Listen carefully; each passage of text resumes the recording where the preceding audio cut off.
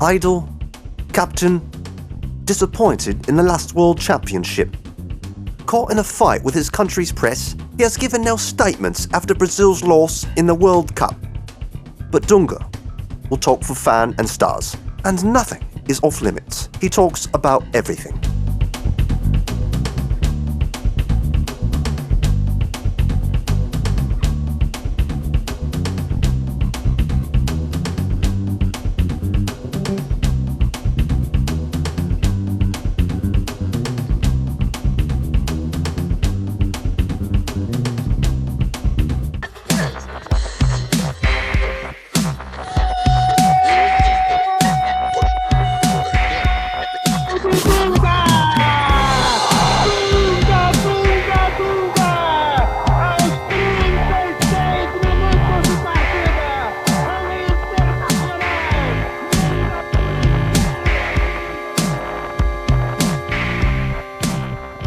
Dunga, how are you after the last World Championship?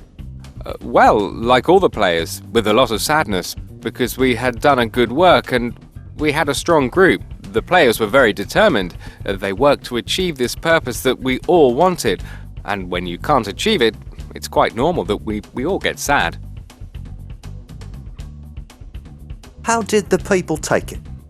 Like us, much sadness, but a lot of respect because they knew the work we had done with the national team. Always with a lot of transparency, it was very clear the objective we wanted. But like every fan, we all get really sad.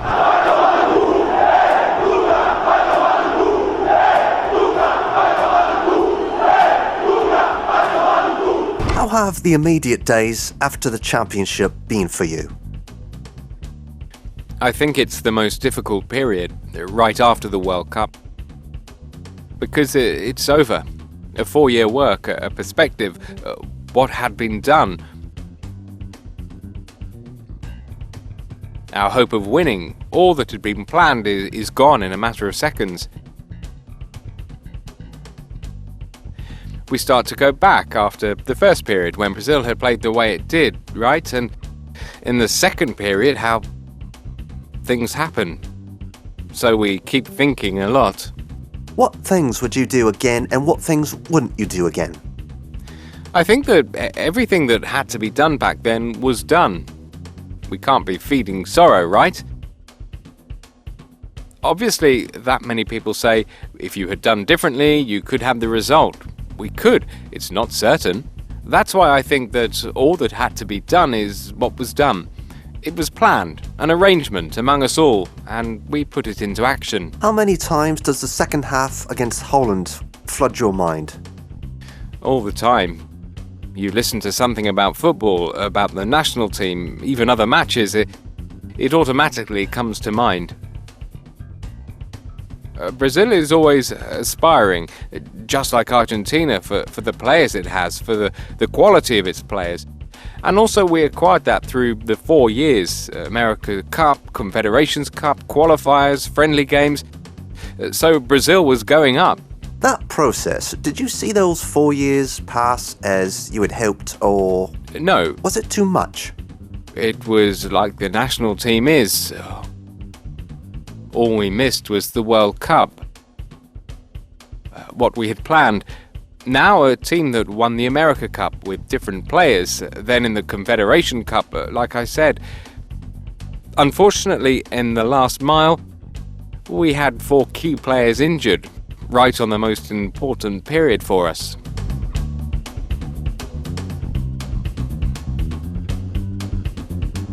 Was there more pressure than there was to be the coach of the national team? Yes, there's pressure, but it's a lot of outside talking, external. Internally, the solitude, I never felt under pressure because I had very calm players. They knew what we wanted. They were very focused. They were very correct professionals during these 4 years working in the national team. What we wanted was the respect for the Brazilian team shirt. It was the main thing. We made it. We won titles. We had great matches through these 4 years. Some not that good, but the only one we couldn't get was the World Cup. And those external factors that you've said that at times present themselves, how did they affect you? In my point of view, in the player's point of view, it didn't influence at all. Now, obviously, when you lose, it's the time for people to take advantage. But if they look into the 4-year work with the Brazilian team, there was no polemics, no mess. The players worked, respected the Brazilian team colours. They were proud of playing for the national team and tried to always do their best. From the first day I took over the national team, I knew it would be 4 years no matter what happened. 4 years that would end because the wearing. Because when you work in a national team, especially the Brazilian team, you have to say many no. And when you say no many times, you get unpleasant. But someone has to say no. Someone needs to have this attitude so all the others are sympathetic. No, I take no. People don't. It's normal everyone wants to do their jobs, what is important for them. But I said from the start in the Brazilian team that I would work for the Brazilian team. I understand that football is not only the field, there are many things around it. But in my point of view, the team first, then we help the others, if it is possible. Otherwise, the main thing is the Brazilian team. I think that after 4 years, you have to give others the chance of having the experience. Also, if you stay for more than 4 years, the wearing is very hard. Like I said before, the coach is the one who at the end says no. So he's the person who becomes a little unpleasant in everybody's eyes. Those are the challenges that the people don't accept. I think about large corporations. I even think about the press that doesn't like to hear no. I think everybody is included, right? Because everyone thinks about themselves. But the coach has to think of the Brazilian team. And the Brazilian team is the best way of reaching all the world's population. And each one wants to get a little advantage out of this. It's not always possible, and the coach has to care for the players, the training, the rest. Then you start to say no. You start to have some misunderstanding. And then people put it out to the fan in a different way. How did the press behave with you? Normally, like with all other coaches.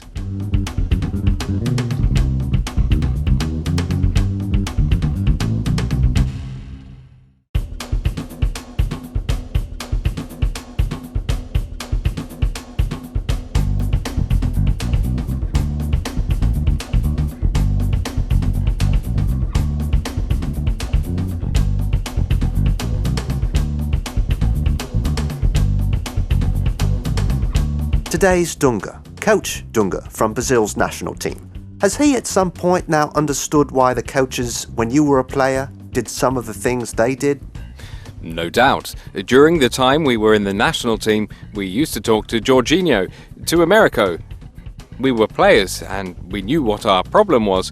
We never figured out about our coach, the number of things he has to, before training the team, he has to solve.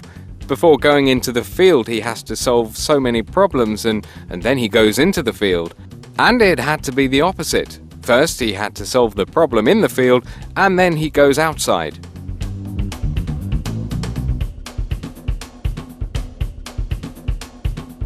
What did Coach Dunga keep from Dunga the player and Dunga the captain of the national team?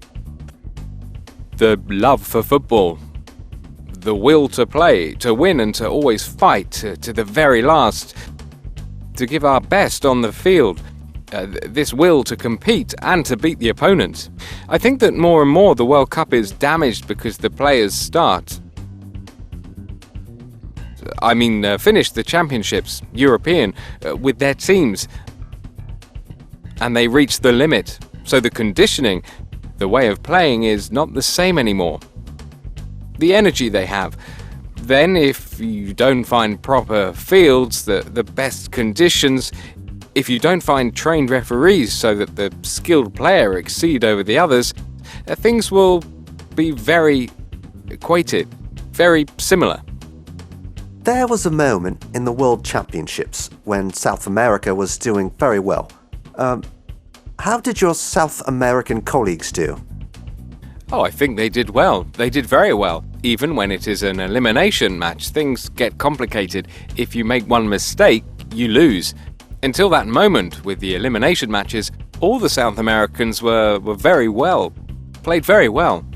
I think that those players' experience in European football, you see, it's not that it will teach our players to be tactical or technical.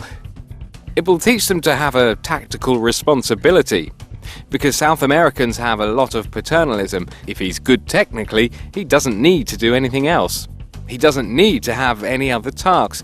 Now this player goes to Europe, even if he is better technically, he's got to contribute somehow tactically with the team. So this made our football very competitive. There was a very important player that stood out, Diego Forlan, as the best player in the championship. He did very well. But he was already doing well in Spain in Atletico Madrid. He was already playing on high level. Uruguayan football is very competitive, very embattled.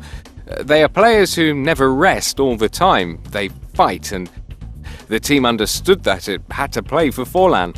They had Forlan and Suarez, both players the team played with. But at some point, Forlan was with better conditions, and the team understood it, and the whole team played for him.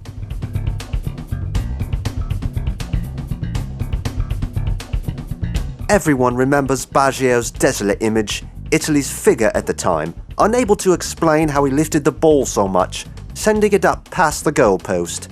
That was the last chapter of a story that ended with Brazil's 4th World Championship title. You've told me about the drive to win, to leave it all on the field. Is that what you experienced in '94? Sure. I was very conscious about what had to be done. A team that fought, that joined technical condition with defence, with a tactical aspect. And if we check, all the teams that were world champions, they managed to join technique, defence, conditioning, discipline, no matter the country. When you can gather all these things, then technical condition is what is going to unbalance all these factors. Dunga is very special. We used to write Dunga and to the side put Moro Silva. Mauro is a giant, isn't he? But it was a very solid team. We had Jorginho on the right, Branco on the left, Alder, and we had Romario and Bebeto on the front, who were special players, decisive, right? So it was a team that completed itself a lot, the pieces, right? And like Uruguay, there's Forlan and Suarez, but the whole team worked for them. And in 1994, it was like that. We worked for them, and we had Taffarel. Are there moments when you are so enthralled in the game that you feel the nerves were irrelevant? Walking out from the middle of the field to the penalty point in the final of a world championship, does it make your legs tremble some? It trembles, and it seems that those 30 meters never end. They're eternal. They are endless. The pressure. So, if you're going to kick a penalty in a regular match, it is complicated already. In a club, on a playoff. Imagine a World Cup, the finals, after 90 minutes, extra time, almost 30, unbearable heat. You have to. It's you against the world. And Brazil. Besides, it was 24 years we didn't win a World Cup. We didn't even get into a final. Brazil had lost 2 cups in a row in the penalties. They said the players weren't able to kick. So all this, it's a huge pressure when you're going to kick. All this going on in the player's mind. So there must be a balance. I think on that moment what needs to talk louder is the will of a player and not the tiredness.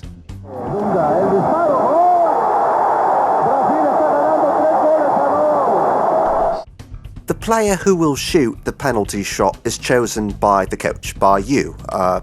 Or can a player come up and say, hey, I want to take a penalty shot? The decision is anticipated with the training, how the player behaves. And there is also the moment when the coach gets first on these chosen players if they are conditioned. If there is one who is very tired, who doesn't feel well, then he asks the others. Especially in '94, Romario wasn't chosen, and he said, I want to shoot.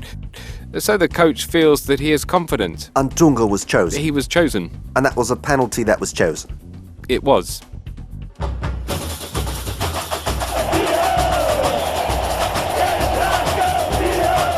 When one starts his professional career, I think you dream about winning and lifting up the World Cup. And you did. Well, I dreamed about playing football as a child, and as time went by, I dreamed about playing in Inter from Porto Alegre, in the national team. To play in a World Cup, it was an illusion. It wasn't a dream, right? And things happened. To be world champion is a fate, to lift the cup. I think we don't have 500 players alive who were world champions and captains who lifted the cup. How many in the planet? So when you achieve it, for many people, it is the top. But who is a fighter, who is a warrior, is never satisfied. We want to keep winning. Before the World Cup, before being captain, winning, I thought like, when I get there, I win and then I don't need to do anything else. But the day after you are world champion, there is another. You want to win. You don't want to lose any match. You want to win. It's in the player's veins. But it's also your personality. You are like that. You want to win always. I don't play with my friends here because I don't have physical condition to win. I can't play to have fun. To play just for fun? No. You have to win.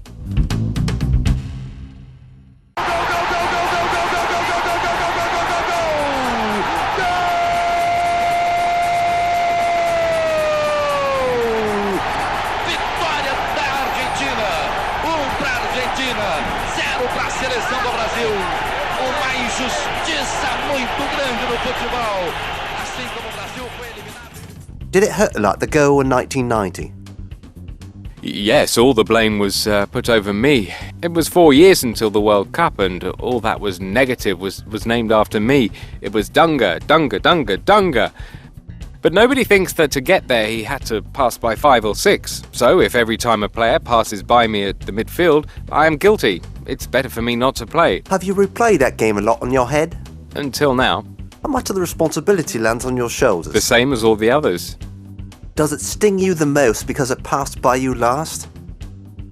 No, it passed by Maradona, it passed by Alamau, by me, and then he gave the ball to Canigia, who passed by 3 more players. What hurt more, the loss against Argentina or making it to the finals and losing it like you did against France?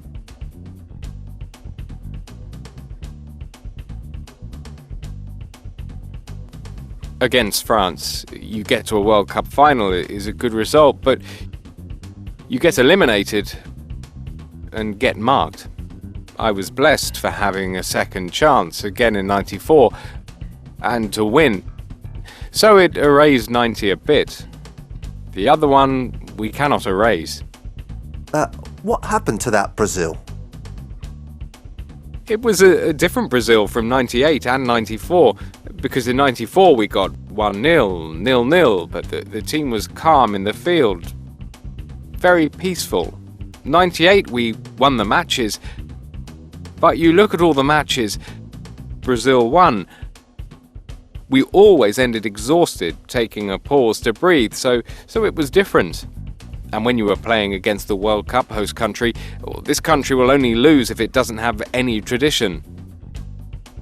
In the first World Cup played by 32 teams, Brazil was a pale shadow of what was expected. There were internal problems, Ronaldo wasn't present to play, news about medical problems. What is certain is that France beat them 3-0. What's the hardest thing for a current coach of a national team? To choose well or to take advantage of the moment of every player? If you talk to all the coaches who doesn't want to do politics, he chooses the best ones. But they're not the best in my opinion, in your opinion. They're the best by corresponding inside the field. What happens frequently in the national team is that you choose a player who is well in the club, makes him to play in the national team. He doesn't play well, and once there, and not many matches, only 1 friendly a month. You have to choose based on what he did with the national team. And then, some players that some or the majority thinks that should be in the team, they're not. Dunga! Dunga! Dunga! Dunga! Between 1980 and 84 on the international team. In 85, he played with Corinthians. In 86 with Santos and in 1987 with Vasco da Gama. In the 87-88 season, he was in Italy defending Pisa. From 88 to 92, he played with Fiorentina, and from 92 to 93 with Pescara. From 93 to 95, he moved to Germany to defend Stuttgart. From 95 to 98, he was in Japan defending Jubilee Iwata. He returned to international for the 99 to 2000 season. How was Japanese soccer at the time? Was it similar to now or not? Could you tell where it was going to grow? Soccer back then, the league was very strong, for they had 30 players from the World Cup. And the national team wasn't that strong. Today is the opposite. The league is not so strong with inexperienced players, but the Japanese team is strong because there are many Japanese playing abroad. Is Asian soccer, and I use it as an example for its growth, able to compete at an international level? Is there a future, or will we continue with America versus Europe, Europe versus America? I think that America and Europe are, if I was a politician, I would say no. But I still think that South American and European football still have something more than the others. What may grow is the African football, because most African 14, 15-year-old players, they play in Europe. What is missing is to change their minds when they go to the African teams.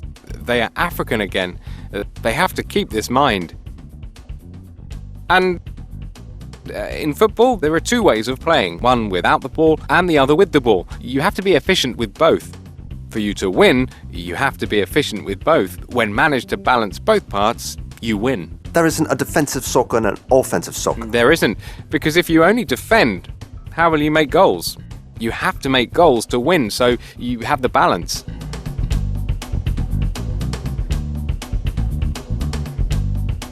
Temperamental, vocational, captain, and all the titles you could ask for. As a coach, and fundamental in the Brazilian national team of all times, Dunga has been here on Fanatics. Next week, I await you with another idol from another institution here on the next episode.